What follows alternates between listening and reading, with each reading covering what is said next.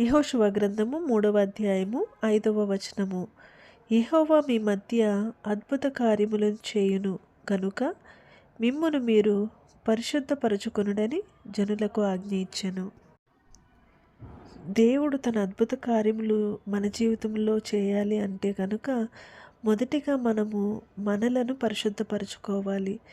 మనలో దేవునికి ఇష్టం లేని వాటిని ఎప్పుడైతే మనం విడిచిపెట్టి ఆయన వైపు చూస్తామో ఆయన తప్పక మన జీవితంలో అద్భుత కార్యములు చేయడానికి ఇష్టపడతారు. కావున మొదటిగా మనలను మనము పరిశీలించుకొని పరిశోధించుకొని పరిశుద్ధపరచుకుందాము.